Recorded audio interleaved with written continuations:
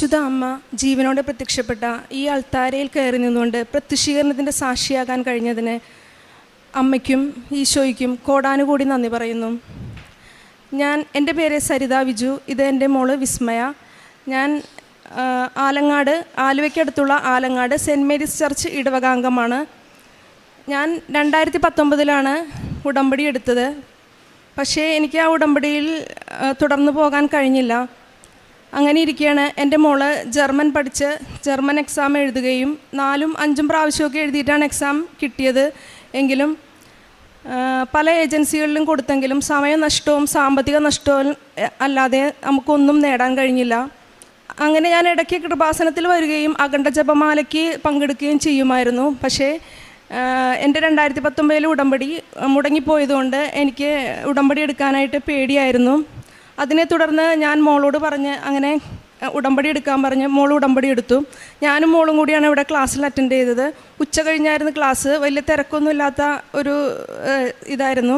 അങ്ങനെ ഞങ്ങൾ class attend ചെയ്ത് വീട്ടിൽ ചെന്ന് പ്രാർത്ഥന എത്തിച്ച് കിടന്നപ്പോൾ ഒരു സ്വപ്നം കാണാനിടയായി. അതായത് എൻ്റെ കുട്ടിക്കാലം. ആ കുട്ടിക്കാലത്ത് ഞാൻ എൻ്റെ വീടിൻ്റെ ജനല തുറക്കുമ്പോൾ എൻ്റെ വീടിൻ്റെ മുകൾ ഭാഗത്തായി അമ്മയുടെ ആഷ് കളറുള്ള തിരമാല എൻ്റെ വീടിൻ്റെ മുകളിൽ എൻ്റെ വീടിൻ്റെ സംരക്ഷണമായിട്ട് നിൽക്കുന്നത് ഞാൻ കണ്ടു.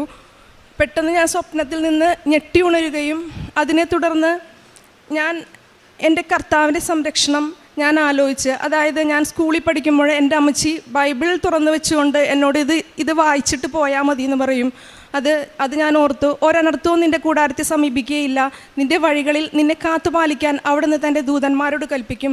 നിൻ്റെ പാദം കല്ലിൽ തട്ടാതിരിക്കാൻ അവർ നിന്നെ കൈകളിൽ വഹിച്ചുകൊള്ളും. ആ വചനമാണ് എനിക്ക് ഓർമ്മ വന്നത്. അങ്ങനെ ഞാൻ എൻ്റെ മോളെ കൊണ്ട് ഉടമ്പടി എടുക്കുകയും ഞങ്ങൾ രണ്ടുപേരും ഉടമ്പടിയിൽ തുടർന്നു പോവുകയും ചെയ്തു. അപ്പോൾ ഞാൻ വിചാരിച്ച് എന്തുകൊണ്ട് എനിക്കും ഉടമ്പടിയിൽ തുടർന്നു പോയിക്കൂടാ. അങ്ങനെ ഞാൻ 2025 സെപ്റ്റംബർ മാസം ഉടമ്പടി പുതുക്കി. അങ്ങനെ ഉടമ്പടി നല്ല രീതിയിൽ തുടർന്നു പോവുകയായിരുന്നു. എനിക്കൊരു 10 വർഷമായിട്ട് ഒരു വയറുവേദന ഉണ്ടായിരുന്നു. അതായത് ഗ്യാസ് സംബന്ധമായ എന്ത് ഭക്ഷണം കഴിച്ചാലും എനിക്ക് വയറുവേദനയാണ്. അസഹ്യമായ വയറുവേദന. ഹോസ്പിറ്റലിൽ ചെന്ന് ഒരു ഇഞ്ചക്ഷൻ എടുക്കുമ്പോൾ അത് മാറുമായിരുന്നു. പക്ഷേ എന്നാലും വേറെ സ്പെഷ്യലിസ്റ്റിനെ ഒന്നും കാണിക്കാൻ ഞാൻ പോയിട്ടില്ല. അങ്ങനെ ഇരിക്കുമ്പോഴാണ് എനിക്ക് ഗ്യാസിൻ്റെ വയറുവേദന ഈ ഉടമ്പടിക്ക് ശേഷം വന്നത്. അങ്ങനെ ഞാൻ അമ്മയുടെ ഉടമ്പടി ഉപ്പ് എടുത്ത് കഴിച്ചായിരുന്നു. അങ്ങനെ ഒരു 6 ദിവസം കഴിച്ചപ്പോഴേക്കും ഞാൻ എൻ്റെ വയറുവേദന മുഴുവനായിട്ടും എടുത്തു മാറ്റി. ഇപ്പോൾ 6 മാസമായി എനിക്ക് ഒരു വയറുവേദനയും ഉണ്ടായിട്ടില്ല. എന്ത് ഭക്ഷണവും എനിക്ക് കഴിക്കാമെന്നുള്ള ഒരു സൗഖ്യമാണ് അമ്മ തന്നേക്കണത്. ഇതാണ് എൻ്റെ ആദ്യത്തെ സാക്ഷ്യം. അതിനുശേഷം എനിക്ക് ഒരു 10-12 കൊല്ലമായിട്ട് തൈറോയിഡിൻ്റെ ഗുളിക കഴിക്കുന്നുണ്ടായിരുന്നു. എപ്പോഴും കഴിക്കില്ല, ഇടയ്ക്ക് കഴിക്കും, നിർത്തും, അങ്ങനെയായിരുന്നു. അങ്ങനെ എനിക്ക് തോന്നി ഒന്ന് തൈറോയ്ഡ് സ്കാൻ ചെയ്ത് നോക്കണമെന്ന്. അങ്ങനെ പോയി തൈറോയ്ഡ് സ്കാൻ ചെയ്ത് നോക്കി. പക്ഷേ എനിക്ക് തൈറോയ്ഡ് നോർമലായിരുന്നു. ഈ 10-12 വർഷമായിട്ട് തൈറോയ്ഡുള്ള ഞാൻ ഇപ്പോൾ ഉടമ്പടിക്ക് ശേഷം ടെസ്റ്റ് ചെയ്ത് നോക്കിയപ്പോൾ അത് നോർമലായിട്ട് മാറി. ഇതാണ് എൻ്റെ രണ്ടാമത്തെ സാക്ഷ്യം. പിന്നെ എൻ്റെ മോളുടെ ജർമ്മൻ സാഹചര്യങ്ങളും എക്സാമിൻ്റെയും ഏജൻസിയുടെ സാഹചര്യങ്ങളും എൻ്റെ മോള് പറയും. ആദ്യം തന്നെ ഈശോയ്ക്കും അമ്മ മാതാവിനും ഒരു കോടി നന്ദി പറയുന്നു. എൻ്റെ പേര് വിസ്മയ. ഞാൻ 2025 ഓഗസ്റ്റ് 22 ആദ്യമായിട്ട് ഉടമ്പടി എടുക്കുന്നത്. ഞാൻ ജർമ്മൻ ലാംഗ്വേജ് പഠിച്ച് എക്സാം എഴുതി പാസ്സായെങ്കിലും ഒരു നല്ലൊരു ഏജൻസി കിട്ടാണ്ട് വിഷമിക്കുകയായിരുന്നു.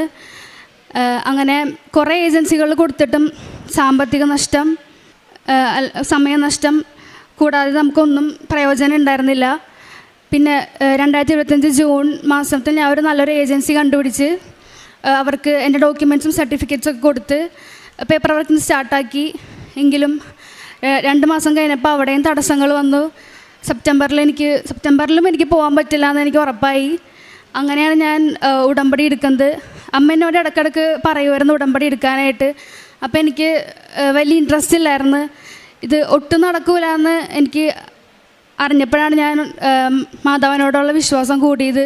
പിന്നെ ഞാൻ ഇൻസ്റ്റഗ്രാമിൽ ഓരോ റീൽസ് കാണുമ്പോൾ ഓരോ സാക്ഷ്യങ്ങൾ ഇങ്ങനെ കയറി വരും. അത് ജർമ്മൻ ലാംഗ്വേജായിട്ട് ബന്ധപ്പെട്ട ഓരോ സാക്ഷ്യങ്ങളായിരിക്കും. അങ്ങനെ കുറേ കണ്ട് എനിക്ക് വിശ്വാസം വന്ന് ഉടമ്പടി എടുത്ത്. പിന്നെ ഉടമ്പടി എടുത്ത് കഴിഞ്ഞ് 2 മാസം കഴിഞ്ഞ് പിന്നെ ഡിസംബർ 17 എനിക്ക് വിസ അപ്പോയിൻമെൻറ്റ് ഡേറ്റ് കിട്ടി.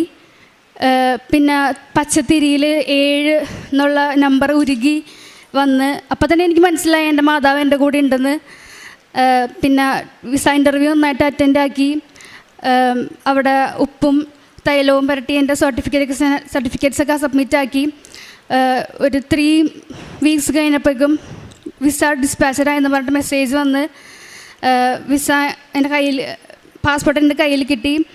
ഉപ്പും തൈലവും തേച്ച് ഞാൻ പ്രാർത്ഥിച്ച് തുറന്ന് not by merit but by grace എൻ്റെ വിസ, ജർമ്മൻ വിസ അതിലുണ്ടായിരുന്നു. ഇത്രയും കാലമായിട്ടും ഓരോ ഏജൻസിയിൽ കൊടുത്തിട്ടും കിട്ടാത്ത വിസ ഞാൻ ഉടമ്പടി എടുത്ത് പിന്നെ എൻ്റെ മാതാവ് എനിക്ക് തന്നു. അതും ഈ പാസ്പോർട്ടിൻ്റെ 7ാമത്തെ പേജിൽ തന്നെ വിസ അടിച്ച് കിട്ടി.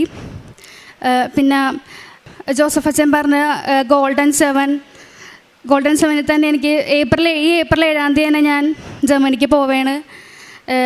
ആ ഗോൾഡൻ 7 എനിക്ക് തന്നെ കിട്ടിയെന്ന് ഞാൻ ഉറച്ച് വിശ്വസിക്കുന്നു. കുടുംബ പ്രാർത്ഥന എത്തിക്കാനും ഒന്നും എനിക്ക് ഭയങ്കര മടിയൊക്കെ ആയിരുന്നു. ഉടമ്പടി എടുത്തപ്പോൾ ഞാൻ എല്ലാ ദിവസവും പള്ളിയിൽ പോവും, കുർബാന കൂടും, എല്ലാ ദിവസവും കുടുംബ പ്രാർത്ഥനയ്ക്ക് വന്നിരിക്കും. അതേ പിന്നെ എൻ്റെ മടിയെല്ലാം പോയി. ഇപ്പോൾ ഒരു മടിയും കൂടാതെ കുടുംബ പ്രാർത്ഥനയിലും വിശുദ്ധ കുർബാനയിലും പങ്കെടുക്കും. മനുഷ്യർക്ക് അസാധ്യമായത് ദൈവത്തിന് സാധ്യമാണ്. ലൂക്ക 18:27. അങ്ങനെ ഞാൻ ഈ ഏപ്രിൽ 7 ജർമ്മനിക്ക് പോവുകയാണ്. ചൊവ്വാഴ്ച ദിവസം തന്നെ പോകാനുള്ള അനുഗ്രഹം മാതാവ് എനിക്ക് തന്ന്. അങ്ങനെ എനിക്ക് പ്രേക്ഷിത പ്രവർത്തനം എന്ന് പറയുന്നത് ഞാൻ എല്ലാ മാസവും പത്രം വാങ്ങി കൊടുക്കും. പിന്നെ കഴിഞ്ഞ മാസം വേളാങ്കണ്ണി പോയപ്പം തമിഴ് പത്രം വാങ്ങി കൊടുത്ത് ഞാൻ പള്ളിയിലേക്ക് പത്രം കൊണ്ട് കയറിയത് എനിക്ക് ഓർമ്മയുള്ളൂ. അവിടെ ചെന്നപ്പോൾ സെക്കൻഡുകൾ കൊണ്ട് എൻ്റെ കയ്യിലത്തുള്ള പത്രങ്ങളെല്ലാം തീർന്ന് അവരെന്നോട് ചോദിച്ച് വാങ്ങണമായിരുന്നു പത്രം. പെട്ടെന്നായിരുന്നു പത്രം തീർന്നത്. പിന്നെ ഞാൻ ജർമ്മനിക്ക് പോകുമ്പോൾ ഇവിടുന്ന് ജർമ്മൻ ലാംഗ്വേജ് പത്രം വാങ്ങിയിട്ടാണ് പോണത്. മാതാവിനും ഈശ്വരകുമാരനും 1000 നന്ദി. എനിക്കിപ്പോൾ 43 വയസ്സായി. ഞാൻ 6 മാസമായിട്ടുള്ള ഉടമ്പടിയിൽ സജീവമായി പ്രവർത്തിക്കുന്നത്. എനിക്ക് ഇപ്പോൾ ഈ ഉടമ്പടി ജീവിതത്തിൽ എനിക്ക് തോന്നിയേക്കണത് എൻ്റെ 43 വർഷം വേസ്റ്റായിപ്പോയി. അതാണ് എനിക്ക് എല്ലാവരോടും പറയാനുള്ളത്. അതായത് ഞാനൊരു മാതാവിൻ്റെ പള്ളി ഇടവക അംഗമാണ്. എങ്കിലും ഞാൻ എൻ്റെ മാതാവിനെ മൈൻഡ് ചെയ്യാറുണ്ടായിരുന്നില്ല. ഞാൻ ഈശോയോട് മാത്രമാണ് പ്രാർത്ഥിച്ചുകൊണ്ടിരുന്നത്. എൻ്റെ മാതാവിനെ ഞാൻ മൈൻഡ് ചെയ്യാറുന്നില്ല. ഇപ്പം എൻ്റെ മാതാവിന് മാപ്പ് ചോദിക്കണ ഈ അവസരത്തിൽ മാതാവിനോട് എല്ലാവരും പ്രാർത്ഥിച്ച ഈശോ വഴിയായിട്ട് എല്ലാം സാധിച്ചു വരും. എൻ്റെ 2019 നിയോഗങ്ങളും ഈ 2025 നിയോഗങ്ങളും അമ്മ ഈശോ വഴിയായിട്ട് സാധിച്ചെന്ന് മൈൻഡ് ചെയ്യാതിരുന്നതിൽ എന്നോട് ക്ഷമിക്കണമെന്ന് ഞാൻ അപേക്ഷിക്കുന്നു. പ്രേക്ഷിത പ്രവർത്തനമായിട്ട് ഞങ്ങൾ 2 പത്രം വാങ്ങിച്ചു കൊടുക്കാറുണ്ട്. അതുപോലെ തന്നെ രോഗികൾ എൻ്റെ ഫ്രണ്ട്സിൻ്റെ അച്ഛനും അമ്മയൊക്കെ പാടില്ലാണ്ടിരിക്കുമ്പോൾ ഞാൻ അവിടെ പോയി കാണുമ്പോൾ അവർക്ക് ഉപ്പും തേനൊക്കെ കൊടുക്കാറുണ്ട്. പിന്നെ പ്രാർത്ഥനയിൽ സജീവമായി പങ്കെടുക്കാറുണ്ട്. കുർബാനയിൽ ഞാൻ അച്ഛൻ ഈശോനെ പൊക്കുമ്പോൾ ഞാൻ അപ്പത്തിൽ ക്രൂശിത രൂപം മുൾമുടി അണിഞ്ഞിരിക്കുന്ന ഈശോനെ ഞാൻ കാണാറുണ്ട്. എനിക്ക് അപ്പം അച്ഛന്മാർ എൻ്റെ പാത്രത്തിൽ അപ്പം വെക്കുമ്പോൾ എനിക്കത് ഇഷ്ടമല്ല. ഇപ്പം ഈ 6 മാസമായിട്ട് എനിക്ക് അപ്പം ഉയർത്തി കാണുന്നതാണ് എനിക്കിഷ്ടം. അപ്പം ഞാൻ എല്ലാ കുർബാനയിലും ഞാൻ ഈശോയെ, മുൾമുടി ചൂടിയ ഈശോയെ ഞാൻ കാണാറുണ്ട്. പിന്നെ കുടുംബ പ്രാർത്ഥന എത്തിക്കാൻ ഇപ്പം ഈ പറഞ്ഞോളെ എനിക്ക് ഉടമ്പടിക്ക് മുമ്പ് മടിയായിരുന്നു. പക്ഷേ ഇപ്പം എല്ലാ ദിവസവും മുടങ്ങാതെ ഉടമ്പടി പ്രാർത്ഥനയിലും അച്ഛൻ്റെ ഡെയിലി ബ്രെഡിലും ഉടമ്പടി ധ്യാനത്തിലും സജീവമായി പങ്കെടുക്കാറുണ്ട്. ഇത്രയും അനുഗ്രഹങ്ങൾ തന്ന ഈശോയ്ക്കും എൻ്റെ അമ്മയ്ക്കും കോടാനുകോടി നന്ദി പറയുന്നു. ഇനിയും വന്ന് സാക്ഷ്യം തുടരും. അതാണ് എൻ്റെ സാക്ഷ്യം.